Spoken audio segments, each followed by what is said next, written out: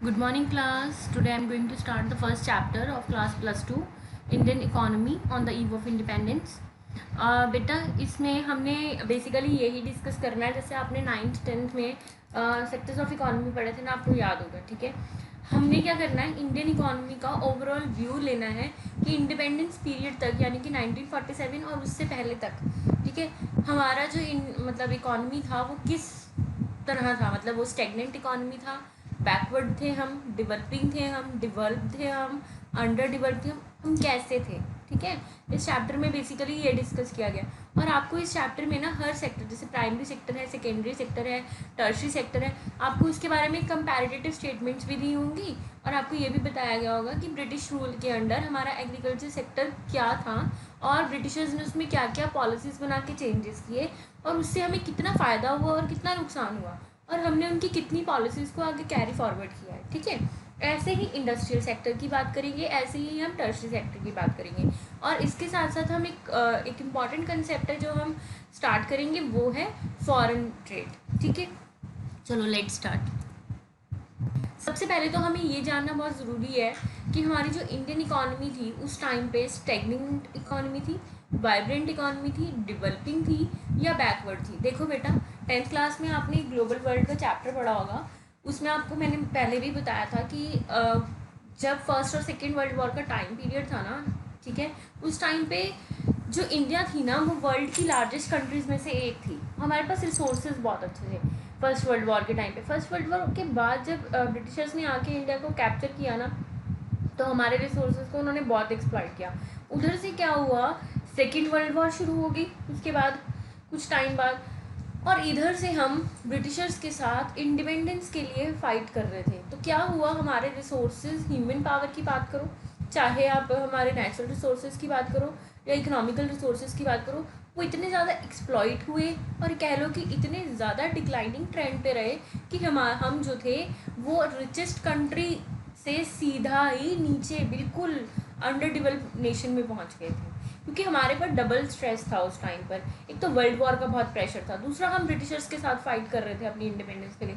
तो उस टाइम पे जो कंडीशंस थी ना वो बड़ी स्ट्रेसफुल थी, तो एक तरह से डिप्रेशन पीरियड चल रहा था। तो जो इंडियन इकोनॉमी की अगर हम बात करें ना फर्स्ट वर्ल्ड वॉर से पहले, तो हम बहुत ही डिवेल्प थे। ना हम वाइब्रेंट थे, ना हम स्टेगनेंट थे, ना डेवलपिंग थे, ना बैकवर्ड थे, हम डिवेल्प थे, हमारे पास हर चीज़ थी।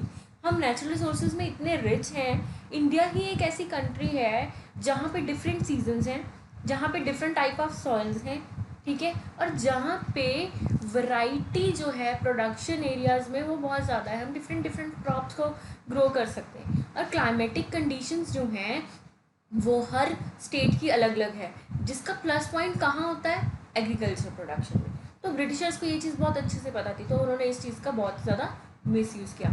तो उस टाइम पे on the eve of independence की अगर हम बात करें तो उस टाइम पे हम ना एक बहुत ही अंडर डेवलप्ड इकोनॉमी के साथ साथ स्टेगनेंट इकोनॉमी हो गई थी। देखो बेटा, स्टेगनेंट का क्या मतलब होता है, स्टेगनेंट होता है रुक जाना, ना उसमें इम्प्रूवमेंट हो रही है ना ही उसमें कोई फॉल आ रहा है। ठीक है, स्टेगनेंट मतलब जहाँ थी वहीं खड़ी होगी।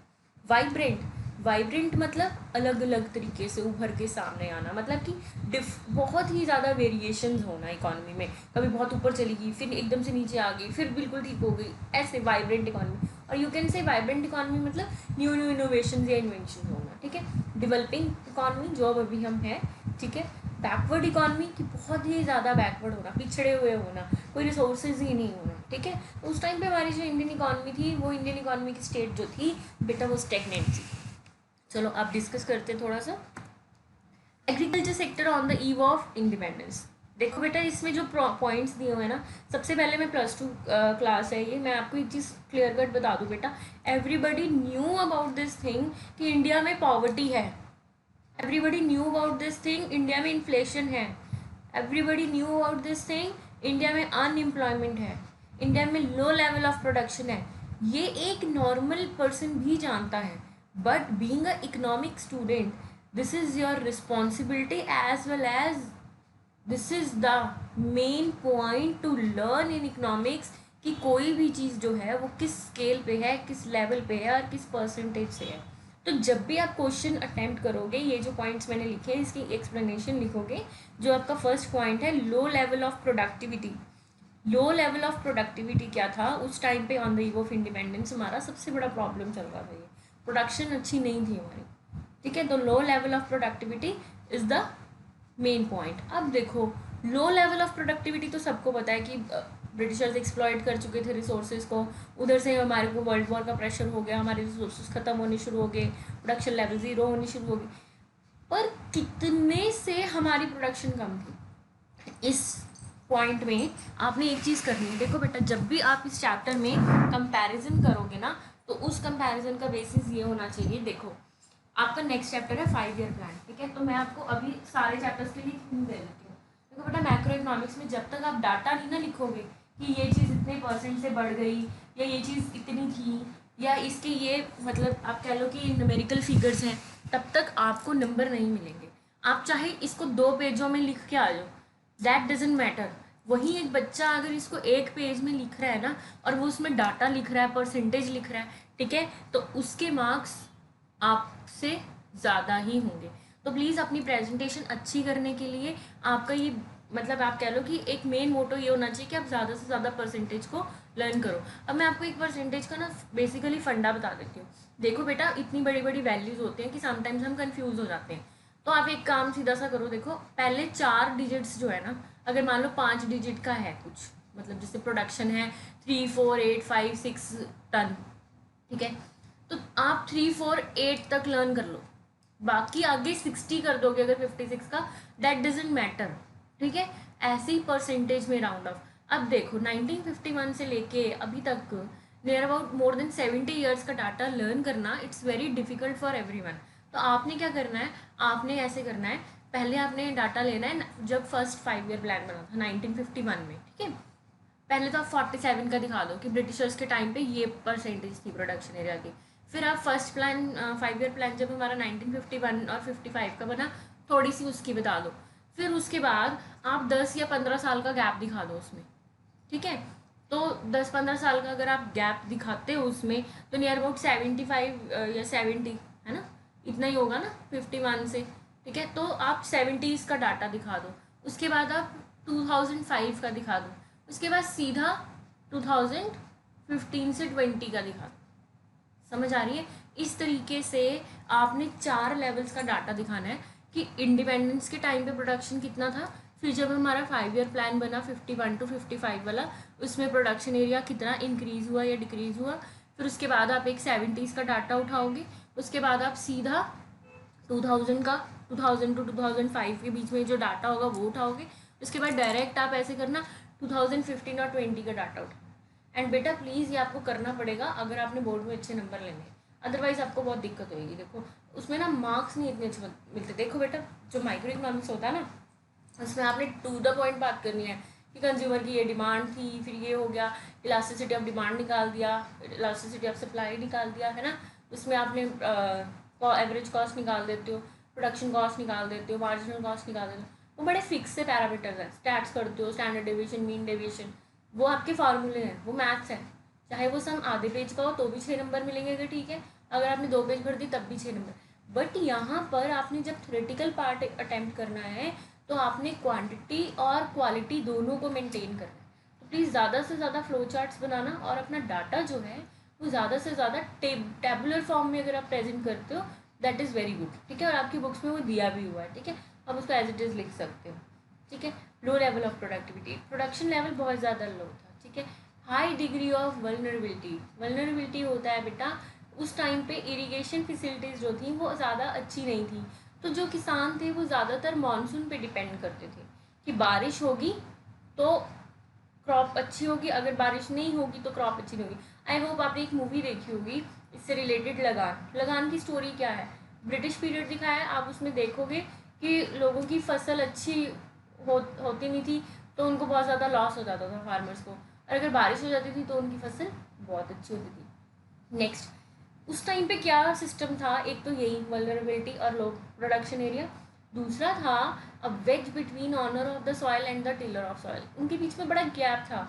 क्या था, आपने वो ज़मींदारी सिस्टम तो बहुत साल पहले पढ़ा भी है, आपने देखा, आप मूवीज़ में भी देखते हो कि जो किसान होते थे वो बहुत गरीब होते थे। ज़मींदार क्या करते थे, उनको एज ए लेबर अपनी जगह पे क्या करते थे, एम्प्लॉय कर देते थे, एम्प्लॉयमेंट देते थे, बट क्या करते थे, उनके साथ कैसे एक्सप्लॉइटेशन करते थे वो लोग इस तरीके से एक्सप्लॉइट करते थे उनको, सारा दिन काम करवाना, फिर उसके पैसे भी नहीं देने, और ऊपर से उनको जो कंजम्पशन का हिस्सा होता था वो भी बहुत कम देते थे अकॉर्डिंग टू देयर लेबर। ठीक है, तो इस तरीके से क्या था, उनको एक्सप्लॉइट किया जा रहा था। और वो बेचारे अनपढ़ थे, तो अगर गलती से वो कोई उधार वगैरह ले लेते थे जमींदारों से, तो 1800 का उधार होता था, लिखते वो 18,000 थे, और उसके बदले में उसका इतना काम कराते थे कि वो 18,000 उसकी पूरी ज़िंदगी में ही पूरा करने पे आते थे। तो मतलब इस तरह की एक्सप्लॉइटेशन, तो ज़मींदारी सिस्टम जो था वो इस टाइम पे बहुत ज़्यादा प्रिवेलेंट था। Uneconomic and fragmented land holdings, uneconomic and fragmented land holdings का यहाँ पे मतलब ये है बेटा, अनइकनॉमिक मीन ज़्यादा प्रॉफिटेबल नहीं थी। ठीक है, प्रॉफिट मार्जिन ज़्यादा नहीं थे। फ्रेगमेंट का मतलब होता है टूटी हुई, मतलब टुकड़ों में थी, कोई ऐसे पर्टिकुलर मतलब आप कह लो फिक्स नहीं था लैंड का पोर्शन, टूटे टूटे पार्ट्स थे, कोई कहीं कुछ छोटे से एरिया में कर रहा है अपनी कल्टीवेशन, कोई कहीं कर रहा है। ठीक है, जो इंडियन फार्मलैंड्स थे ना, वो ज़्यादातर क्या था, उनकी जो ज़मीनें थी वो टुकड़ों में बटी हुई थी, और वो लोग वहाँ पे जब प्रोडक्शन करते थे तो बहुत ही कम उनको प्रोडक्शन होती थी। ठीक है, उनकी, और प्लस जितनी भी वो प्रोडक्शन करते थे ज़्यादा से ज़्यादा वो अपनी सेल्फ कंजम्पशन के लिए करते थे, क्योंकि कमर्शलाइजेशन था ही नहीं। वो लोग क्रॉप्स की प्रोडक्शन ही एक ही बात पे कर रहे थे कि भाई हम यहाँ पे काम करेंगे खेतों में तो ही हमें खाना मिलेगा, मतलब हम अपने खाने की ही फूड आइटम्स यहाँ ग्रो करेंगे और जो आएंगी वो हम खा लेंगे, मतलब इनकम सोर्सेज कोई थे नहीं। और अगर मान लो जैसे सेकंड पॉइंट हमने पढ़ा मानसून वाला, अगर बारिशें नहीं हुई फसल ख़राब होगी तो वो भूख से मर रहे हैं। तो मतलब ऐसा नहीं था कि जो उनकी लैंड होल्डिंग्स थी वो प्रॉफिटेबल थी, उनको इकोनॉमिकली उसका फ़ायदा था। क्यों उसका इकोनॉमिकली इसलिए फ़ायदा नहीं था, एक तो वो सेल्फ कंजम्पशन के लिए उस पर क्रॉप प्रोडक्शन कर रहे थे, लेवल ऑफ प्रोडक्टिविटी बहुत कम था, ऊपर से मानसून पे वो बेसिकली डिपेंड करते थे उसकी ग्रोथ के लिए, इरिगेशन फैसिलिटीज़ अच्छी नहीं थी। दूसरा क्या था, जैसे बेटे अभी ज़मीनें जो होती हैं, जैसे आपने देखा होगा अपने आसपास के एरियाज़ में, जैसे पंजाब की अगर हम बात करें तो बहुत ही बड़े बड़े लैंड होल्डिंग्स हैं लार्ज स्केल पे, वहाँ पे उनके पास छोटे छोटे पीस कटे, उन्होंने क्या किया था, अगर मान लो उनके पास 2 कनाल है ना जगह, तो उन्होंने उसमें ही 4 हिस्से किए होते हैं, 5 हिस्से करे हुए, कि एक हिस्से में हम वीट कर लेंगे, एक में हम राइस लगाएंगे, एक में हम वेजिटेबल्स लगा लेंगे, एक में हम मतलब कुछ और लगा लेंगे। मतलब ऐसे उन्होंने क्रॉप्स को क्या किया हुआ है, डिवाइड किया हुआ है। दिस इज़ द रीज़न कि प्रॉब्लम फिर ये आ जाती थी उनके टाइम पे कि वो लोग अपने ही सेल्फ कंजम्पशन के लायक रहते थे, सरप्लस प्रोडक्शन उनकी नहीं होती थी। तो this is the status of agriculture on the eve of independence. Next factors क्या थे स्टेग्नेशन होने की वजह से, रुकावटें आने की वजह से, या कह लो कि इकॉनमी ना बढ़ रही थी ना उसमें कोई चेंजेस आ रहे थे, उसके रीज़न क्या थे बैकवर्डनेस और स्टेग्नेशन के ड्यूरिंग द ब्रिटिश रूल। एक तो बेटा लैंड रिवेन्यू सिस्टम जो था ब्रिटिश रूल में, और एक forced commercialisation of agriculture. Land revenue system वही लगान दोगे, मतलब ब्रिटिशर्स ऐसे थे, लोगों की ज़मीन, मतलब आप ही का घर है और आपसे ही आपके घर में रहने के लिए पैसे मांगे जा रहे हैं, आप अपने घर में ही अपनी ही प्रॉपर्टी में ठीक है रह रहे हो और आप रेंट भी पे कर रहे हो किसी थर्ड पर्सन को। तो लैंड रेवेन्यू सिस्टम वही था ब्रिटिश रूल के अंडर, अपनी ज़मीनें हैं फार्मर्स की, वो अपनी मेहनत से उस पर प्रोडक्शन कर रहे हैं, ऊपर से वो प्रोडक्ट मेहनत भी वही करें, काम भी वही करें, और ऊपर से लॉफुली वो ज़मीनें भी उनकी, बट हक किसका, ब्रिटिशर्स का। ब्रिटिशर्स उनसे लगान लेते थे यानी कि टैक्स लेते थे, ठीक है, जितनी प्रोडक्शन होगी उसका इतना परसेंटेज तुम हमें दोगे, ठीक है, उनके पास पीछे कुछ बचता ही नहीं था, वो टोटली एक्सप्लॉइट कर रहे थे एक तरह से हमारे रिसोर्सेज को। फोर्स्ड कमर्शलाइजेशन ऑफ एग्रीकल्चर, देखो बेटा हमारे इंडिया में ना कभी पुराने लोग जो थे ना, वो ना ही चाय पीते थे ना ही कॉफ़ी पीते थे, वो लस्सी पीते थे और दूध पीते थे। ठीक है, ये जो टी और कॉफ़ी का कंसेप्ट है ना, ये ब्रिटिशर्स हमारे इंडिया में लेके आए। दूसरी बात, commercialisation of crops. Commercialisation of crops की अगर हम बात करें तो जितने भी कॉटन, जूट, ठीक है, सिल्क, ये जितने भी फाइबर्स की प्रोडक्शन होनी शुरू हुई, ये प्रोडक्शन तो बेटा ब्रिटिश टाइम पे हुई थी। कमर्शलाइजेशन मतलब उनको ये चीज़ समझ आ गई थी। देखो बेटा वो बहुत पढ़े लिखे थे और अनफॉर्चुनेटली जो हमारे फार्मर्स थे वो बेचारे बहुत ही इनोसेंट, इग्नोरेंट और इलिटरेट थे। तो उनको नहीं पता था कि हमारी जो सॉइल की क्वालिटी है, जो टेक्सचर है, या हमारी जो नेचुरल रिसोर्सेज है वो कितने बेनिफिशियल है हमारे लिए। तो वो तो नॉर्मल अपनी सेल्फ कंजम्पशन के हिसाब से अपना काम कर रहे थे, ठीक है, जितना उनको लग रहा था कि होना चाहिए वो उस हिसाब से काम कर रहे थे, ठीक है। बट प्रॉब्लम कहाँ हुई, ब्रिटिशर्स जब आए, they are very very intelligent and they very smart ना। उन्होंने क्या किया, सारे सॉइल्स का उन्होंने पहले तो पूरी इंडिया को ना उन्होंने बहुत अच्छे से मॉनिटर कर लिया था, रिसर्च कर ली थी उसके ऊपर, ठीक है, कि कौन सी जगह किस चीज़ के लिए बेस्ट है, कैसे है, क्या है, ठीक है।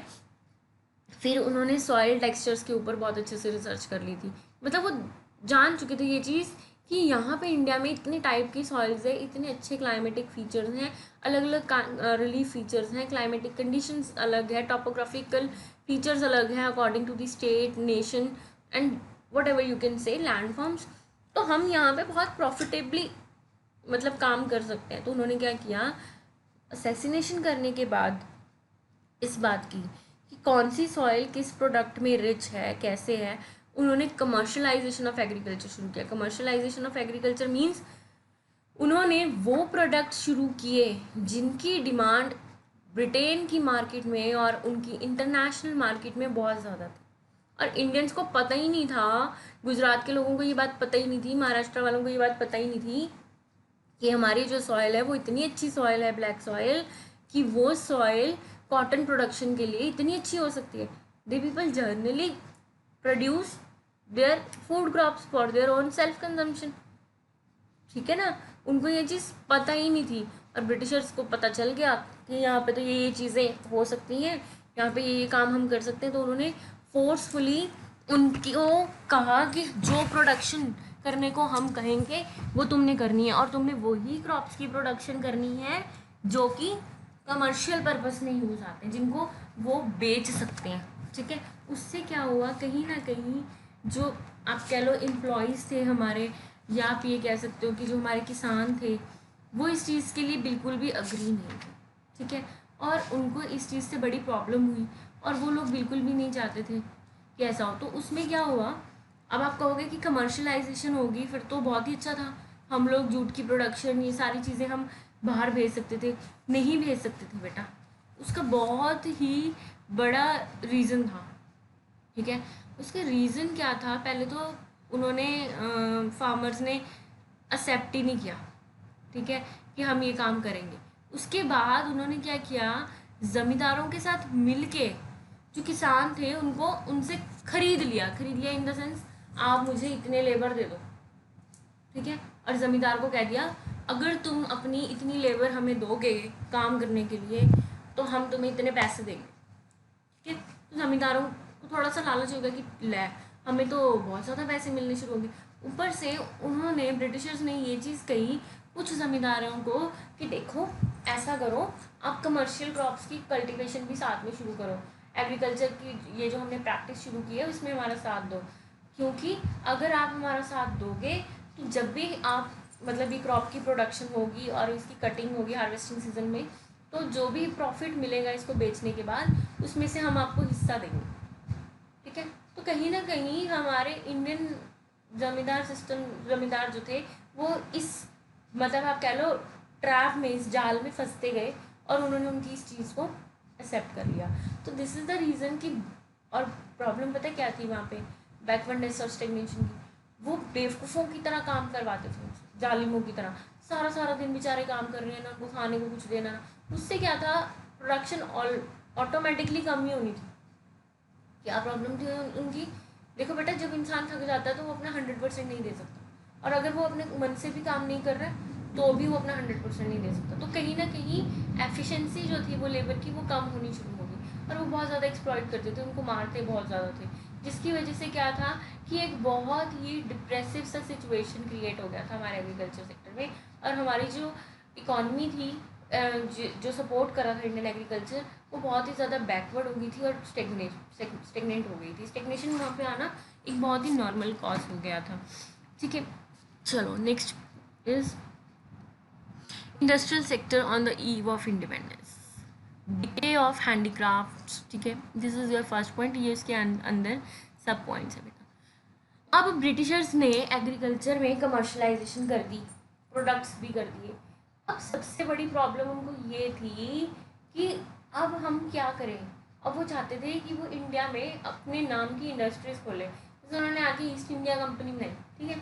इंडस्ट्रीज़ हमारे इंडिया में लोग तो खेती बाड़ी करने वाले थे, क्यों? पढ़े लिखे नहीं थे, इग्नोरेंट थे। दूसरी बात, उनको इतनी नॉलेज ही नहीं थी इंडस्ट्रियल सेक्टर की। ये सारे कंसेप्ट कौन लेके आया हमारे इंडिया में? रेलवे का कंसेप्ट ब्रिटिशर्स लाए, पोस्ट ऑफिस ब्रिटिशर्स लेके आए, टर्शरी सेक्टर और हमारा जो सेकेंडरी सेक्टर है वो ब्रिटिशर्स ही सेटअप करके गए थे हमारे इंडिया में। हमारे इंडिया का पार्ट नहीं है ये, उनकी ही आप कह लो इनोवेशन कह लो, इंट्रोडक्शन कह लो, या उनकी डिस्कवरी कह लो। वैसे करा तो उन्होंने अपने फ़ायदे के लिए।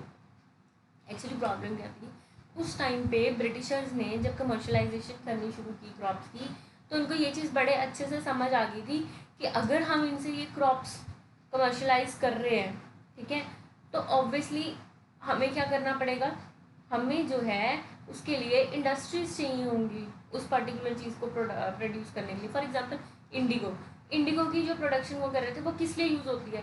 वो टेक्सटाइल इंडस्ट्री में यूज़ हो रही है, कपड़ों को डाई करने के लिए, कलर करने के लिए, ठीक है। कॉटन यूज़ होगी कॉटन क्लॉथ्स बनाने के लिए, जूट की प्रोडक्शन करवा दी, बेवरेज क्रॉप्स की प्रोडक्शन शुरू करा दी, ठीक है। इन सब की प्रोडक्शन के पीछे उनका क्या मोटिव था? उनका यही मोटिव था कि इंडस्ट्रियल सेक्टर हम यहाँ पे सेटअप करें। अब ना मैं आपको ना पूरी स्टोरी इसके बाद बताऊंगी। जो इसका फर्स्ट पॉइंट है ना, ये part discriminatory tariff policy of the state, ये इसमें मैं आपको सारा कुछ डिस्कस करूँगी। पहले अब मैं आपको ये बता दूँ decay of handicrafts. Decay of handicraft बताती हूँ क्या हुआ। देखो बेटा, जब ब्रिटिशर्स हमारे इंडिया में आए थे ना, हमारा जो देश था ना वो राजे महाराजाओं का देश था। और आपको पता है राजे महाराजे जो थे वो रेशम के कपड़े पहनते थे और सोने की तार से उस पर एम्ब्रॉयडरी हुई होती थी। आप महाभारत देखते हो, रामायण देखते हो, है ना, आप इतने सारे मैथोलॉजिकल सीरियल्स देखते हो, महाराणा प्रताप देखते हो, आपने उसमें देखा होगा जनरली वो लोग बहुत ही मतलब रॉयल फैमिलीज जो थी वो वहाँ पे हैंडीक्राफ्ट इंडस्ट्रीज यानी कि हाथ से बनी हुई चीज़ों में हम लोग बहुत रिच थे। जनरली कपड़े भी हाथ से कढ़ाई, हाथ की करी हुई कढ़ाई या बहुत ही रॉयल कढ़ाई के पहनते थे। अच्छा, ब्रिटिशर्स ने क्या किया, ब्रिटिशर्स को पता था कि ये लोग सिल्क बहुत ज़्यादा पहनते हैं, ठीक है, रेशम के कपड़े बहुत ज़्यादा पहनते हैं, और यहाँ के जो कारीगर हैं, जो कपड़ा बनाने वाले हैं, वो रेशम के कपड़े ज़्यादा बनाते हैं, क्योंकि इंडिया जो है वो प्रिंसली स्टेट है, यानी कि राजे महाराजाओं का देश है।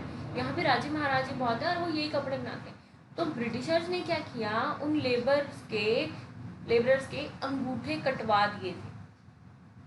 अंगूठे कटवा दिए क्योंकि बेटा जब सिल्क का धागा चलाना है या रेशम को बुनते हैं ना, तो वो अंगूठे के साथ उसको वो पकड़ के ऐसे ऐसे उसकी बुनाई करते, तो उन्होंने उनके अंगूठे कटवा दिए। दूसरा, जितने भी हाथ का काम करने वाले कारीगर थे, बेटा देखो कढ़ाई करेंगे, कोई भी मीनाकारी करेंगे या कोई भी ऐसे आर्टिस्टिक वर्क करेंगे, ऑब्वियसली अंगूठा तो यूज़ होएगा ही सुई पकड़ने के लिए। तो उन्होंने क्या किया, उनके अंगूठे कटवा दिए, जिसकी वजह से क्या हुआ, मतलब इस तरीके का एक्सप्लॉयटेशन शुरू किया उन्होंने, जिसकी वजह से क्या हुआ, उन्होंने हैंडीक्राफ्ट इंडस्ट्री जो थी वो धीरे धीरे डिक्लाइनिंग ट्रेंड पे चली गई और बंद करवा दी। हाथ से बने हुए कपड़ों का जो काम था, जो मिल्स थी, फैक्ट्रीज थी, वो ऑलमोस्ट बंद ही करवा दी थी। अब वो बंद कराने के पीछे रीज़न क्या था? उनको बंद कराने का रीज़न एक ही था कि अगर ये लोग अपनी हैंडीक्राफ्ट इंडस्ट्री के प्रोडक्ट यूज़ करते रहेंगे, तो जो हमने यहाँ इतनी बड़ी बड़ी क्रॉप्स कमर्शलाइजेशन किया है एग्रीकल्चर में, इतनी बड़ी बड़ी क्रॉप्स लगा रहे हैं यहाँ पे, और उनसे जो प्रोड्यूस होके कपड़े बनेंगे या सामान बनेगा, वो कौन यूज़ करेगा? यानी कि ज़मीनें हमारी, ठीक है, काम हम करें, उसके ऊपर से उनको हम काम करने के पैसे दें, ठीक है, उसके बाद जो प्रोडक्शन होएगी उसको वहाँ के जो लेबरर है वो उस प्रोडक्शन को एक डाइवर्सिफाई करके एक अच्छे मीन्स ऑफ गुड्स में प्रोड्यूस करें, ठीक है। उसके बाद मीन्स ऑफ गुड्स में प्रोड्यूस करने के बाद हम ही बनाए और हम ही खरीद ले, मतलब आपने कोई चीज़ बनाई और आपने खुद नहीं खरीद ली, समझ आ गई बात? मतलब हर चीज़ हमारे सिर पे डालना चाहते थे, और मतलब हम उनको काम हम कर रहे हैं, हमें पैसे मिलने की बजाय हम उनको पैसे दें ऊपर। उसके बाद प्रोडक्शन हमने की, प्रोडक्ट हमने बनाए उसमें फैक्ट्रीज में, उसके बाद हम ही खरीदे उसको, और पैसे कहाँ जाएं? उनकी जेब में, अल्टीमेटली फ़ायदा उन्हीं का हो। उन्होंने इस तरीके की पॉलिसी खेली थी, ठीक है। अब देखो discriminatory tariff policy of the state. Discriminatory tariff policy of the state, शुरू में प्रॉब्लम ये थी बेटा, हमारे इंडिया में ना मशीन्स नहीं थी, दूसरा लोग पढ़े लिखे ही नहीं थे, मशीन चलानी कहाँ जानते होंगे, ठीक है, हाथ से काम करते थे। फिर क्या प्रॉब्लम थी, चाहे वो आपने देखा होगा चरखा चलाते होते थे पुराने लोग, है ना, चल के भी वो सूत का धागा लेके वो सारी चीज़ें बनाते होते थे, ऐसे ही रेशम का चलता था, ऐसे मतलब हर चीज़ ना वो हाथ से ही करते थे। तो अब टैरिफ पॉलिसी में क्या किया इन्होंने किया, यहाँ से जितने भी क्रॉप्स हैं, ठीक है, हमारे एग्रीकल्चर की, वो सारे के सारे ब्रिटेन में एक्सपोर्ट होंगे, ठीक है। जब हम उनको बेच रहे हैं हमारे, अब आप खुद बताओ, आपने अपनी प्रोडक्शन का हिस्सा किसी दूसरे को दे दिया तो ऑब्वियसली उसके बदले में आपको पैसे मिलने चाहिए ना, नहीं, ऐसा नहीं होता था। वो यहाँ से क्या करते थे, सारा का सारा प्रोडक्शन कॉटन का, जूट का, वीट का, राइस का, इंडिगो का, टी का, कॉफ़ी का, वो सारे के सारे प्रोडक्शन क्या करते थे, जो भी प्रोड्यूस किया उसको उठाया और ब्रिटेन में एक्सपोर्ट कर दिया। और जब वो एक्सपोर्ट कर रहे हैं तो जहाँ पे वो बॉर्डर नहीं है ब्रिटेन और इंडिया के बीच में, जो इतने भी बॉर्डर्स या कह लो कि जितने भी बॉर्डर लाइन्स आती हैं, तो वहाँ पे जो टैक्स पे करना होता है, जैसे आपको पता है ना, आप एक स्टेट से दूसरी स्टेट जाते हो तो अगर मान लो आप पटियाला से चंडीगढ़ आ रहे हो, रास्ते में टोल टैक्स होते हैं, आपने वो पे करने होते हैं। ऐसे ही एक सामान दूसरी जगह से जा रहा है तो रास्ते में जितने भी बॉर्डर लाइन्स पे टैक्स पे करने हैं, कस्टम ड्यूटी पे करनी है, एक्सपोर्ट ड्यूटी पे करनी है, तो वो नहीं करेंगे, ब्रिटेन वाले कोई पैसा नहीं देंगे। ब्रिटिशर्स की क्या पॉलिसी थी, यहाँ से फ्री में सामान वो अपनी कंट्री में पहुँचा देते थे ब्रिटेन में। वहाँ पे वो लोग क्या करते थे, वो लोग वैसे ही एजुकेटेड थे, उनके पास मशीन्स बहुत थी, उन प्रोडक्ट्स को मशीन में यूज़ करके डिफरेंट डिफरेंट तरह के प्रोडक्ट्स बना देते थे। जैसे चाय बना दी, कॉफ़ी के जो बीज होते थे उससे कॉफ़ी पाउडर बना दिया, चॉकलेट्स बना दी, मतलब कपड़े बना दिए, ठीक है, कॉटन के, मतलब मशीन में बनाने शुरू कर दिए उन्होंने, मशीन में बनाने शुरू कर दिए। उसके बाद क्या होता था, वो कपड़े बन के पता कहाँ आते थे, वापस इंडिया आते थे। और जब वो लोग इंडिया लेके आएंगे ना वो कपड़े, ब्रिटेन वाले सारा सामान बना के इंडियन बाउंड्रीज में एक्सपोर्ट करते थे, तो इंडियंस पैसे देंगे उसके, क्योंकि वो उनसे खरीद रहे हैं। इस तरह की डिस्क्रिमिनेशन पॉलिसी थी ये, डिस्क्रिमिनेटरी टैरिफ पॉलिसी। टैरिफ मतलब टैक्सेशन पॉलिसी, मतलब हम अगर एक्सपोर्ट कर रहे हैं अपना रॉ मटेरियल तो हमें कोई पैसा नहीं मिलेगा, हम हमारे ही रॉ मटेरियल का वो फिनिश प्रोडक्ट बना रहे थे, उसके हम उनको पैसे देंगे। ज़मीन हमारी, लेबर हमारी, हार्डवर्क हमारा, ठीक है। उसके बाद प्रोडक्शन का रॉ मटेरियल उसको प्रॉपरली हम पैकिंग करके भेज रहे हैं, कॉटन को कॉटन बर्ड्स बना के भेज रहे हैं, उसके कोई पैसे नहीं हमें मिलेंगे। ऊपर से हमारी कंट्री से दूसरी जगह हमने उनको बेच दिया वो सामान, उसके हमें कोई पैसे नहीं मिलेंगे। पर हाँ, जब वो वहाँ से प्रोडक्ट्स बना के यहाँ इंडिया में एक्सपोर्ट करेंगे तो हम उनको सारे पैसे देंगे। इसी वजह से हमारी इंडियन इकोनॉमी बैकवर्ड होती रही, क्योंकि ब्रिटिशर्स दोनों तरफ से हमसे लूट रहे थे। लगान भी दो, लेबर की तरह काम भी करो, अपनी प्रोडक्शन जो की और इतनी मेहनत करके जो प्रोड्यूस कर रहे हो वो भी दे दो, उसके बाद जो एक्सपोर्ट किया उसके भी पैसे नहीं मिलेंगे। हाँ, पर वहाँ से जब आ जाएगा वो सामान, मतलब हमारा ही सामान वापस घूम फिर के जब हमारे पास आएगा तो हम उसके पैसे दें, ठीक है। इस वजह से प्रॉब्लम हुई थी कि हमारी इंडियन इकोनॉमी स्टेगनेंट होगी और बैकवर्ड होगी। और आवाज़ उठाने वाले कौन थे, बेचारे गरीब किसान, वो तो बोल ही नहीं सकते थे, उनकी इकोनॉमिकल कंडीशन ही नहीं थी, वो बेचारे वैसे ही डर के रहते थे। ज़मींदारों को कोई लेना देना नहीं था, उनको उनके पैसे मिल जाते थे, ब्रिटिशर्स उनको हर चीज़ पे उनको हिस्सा दे रहे थे। उसके बाद disappearance of princely court, handicraft के अंगूठे कटा दिए, हैंडीक्राफ्ट इंडस्ट्रीज बंद करवा दी, उधर से अपनी कमर्शियल प्रोडक्शन शुरू करा दी एग्रीकल्चर में, ठीक है। उसमें क्या होगा, कॉटन, जूट और भी पता नहीं कितने कितने, रेयन, सिल्क, पता नहीं कितने तरह के उन्होंने प्रोडक्ट्स को प्रोड्यूस किया। उसका असर किस पे हुआ, जो राजे महाराजे रेशम के कपड़े पहनते थे या उनके प्रिंसली कोट पहनते थे बड़े बड़े, वो सारे के सारे ख़त्म होने शुरू हो गए, ठीक है। वो चीज़ जो थी, वो जो हमारा कल्चर था, जो उनकी मतलब आप कह लो ड्रेसेस थी, वो एक तरह से डिसअपियर होनी शुरू हो गई थी, ठीक है। Competition from machine made products, अब देखो इंडियन मार्केट क्या सफ़र कर रही थी। अब वहाँ यहाँ पे ना इंडिया के जो लेबर थे या कारीगर थे, उनको ये चीज़ ना थोड़ी थोड़ी समझ आ गई थी कि ये लोग ना हमारे साथ धोखा कर रहे हैं।